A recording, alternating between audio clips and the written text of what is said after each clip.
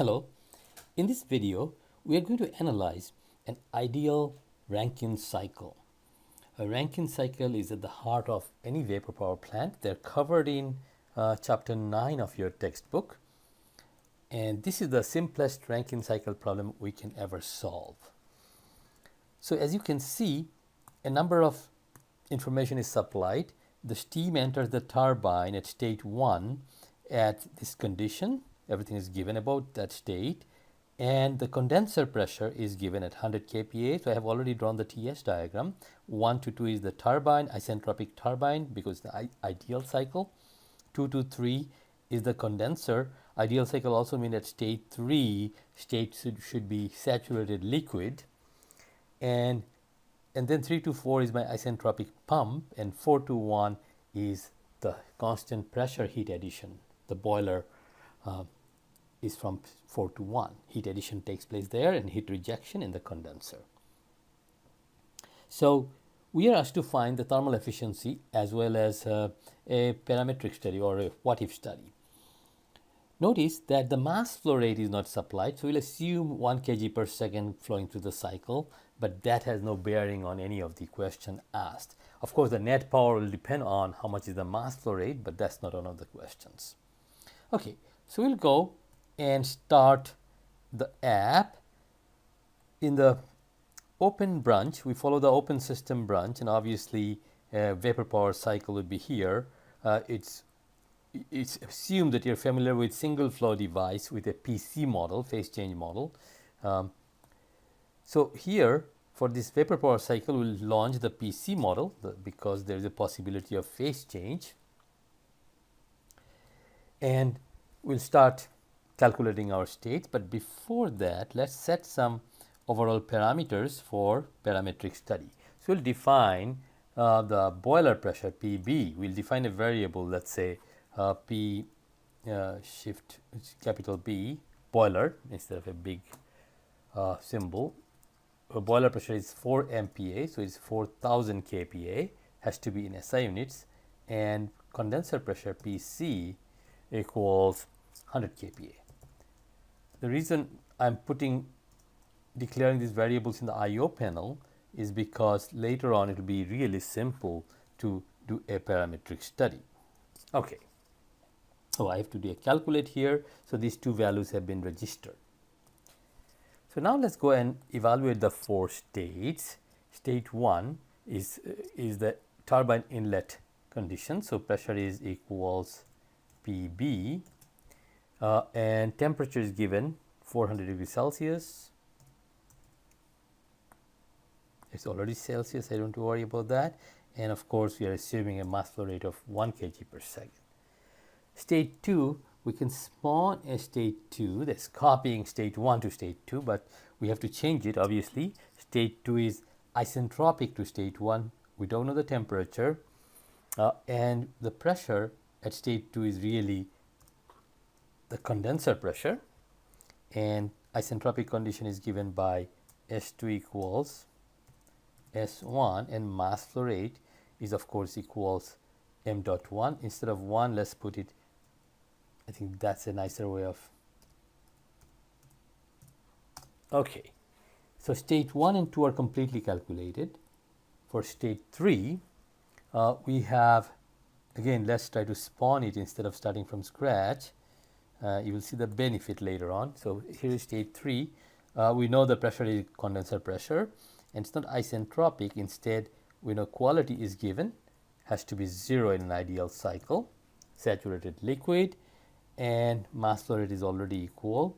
And see the phase is found right here. Also, and state 4, if we spawn the state instead of starting from scratch, the pressure will not be PC, it will be equals PB, the boiler pressure. That's what the pump does. And it does it isentropically, where S4 must be equal to S3. So we found all the states. If you go to the graphics panel, you'll notice that 1, 2 is as expected, 2 to 3 is as expected, but 3 and 4 are on top of each other. That's because the change in entropy in a PC model is when it's liquid, it's almost a function of temperature alone. As a result, the entropy doesn't really change. But we do exaggerate that here in a diagram, otherwise it will become very difficult to show the difference between 3 and 4. But remember, what test produces is exact numbers here, and at these pressures the entropy is almost a function of temperatures. Therefore, we don't see daylight between state 3 and state 4. Okay, now it's time to calculate the easy part. Device 1 is our turbine, let's say, state 1 to state 2. Turbine has no heat transfer, it's adiabatic turbine. Work is found, net work. The condenser operates between state 2 and 3, and there is no work, so heat transfer is found. The pump operates between 3 and 4. There is no heat transfer, the work transfer better be negative. Yep. And finally, the boiler operates between 4 and 1. Work is not there, only heat transfer. So we have found all possible heat and work transfer. Note that the entropy generation found is negative, which says something is not possible for this particular device. Obviously, what is not possible is that a TB of 298, the default value, cannot really be a boiler temperature. The water is being heated to 400 degrees Celsius. So this temperature should be at least 400 degrees Celsius or above to heat up the water that is coming to 400 degrees Celsius.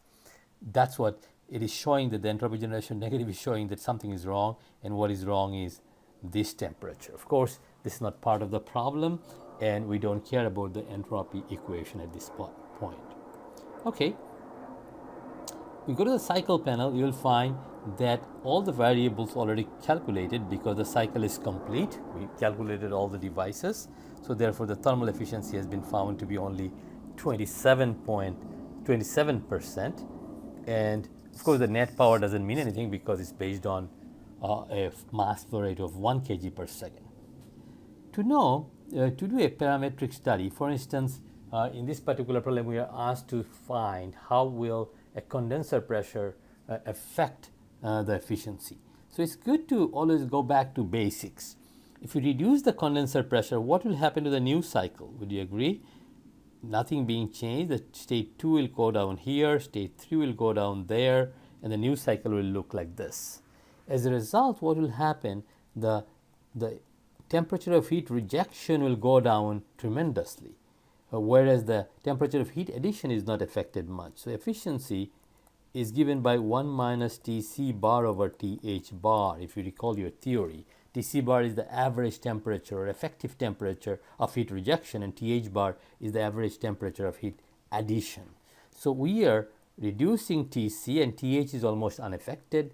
So therefore, you can see the efficiency must go up if I reduce Tc bar. So let's see if it's true. So we'll go back to the I/O panel and change the condenser pressure to 10 kPa. Click the local calculate button to register the change and super calculate. Come back to the cycle panel and notice that thermal efficiency has gone up. It was before, I believe it was 27%, and from 27 to 35 is a big jump. So of course, as we expected, reducing the condenser pressure increases the thermal efficiency, and you can do similar what-if studies with the boiler pressure, for instance, or the maximum temperature in this manner.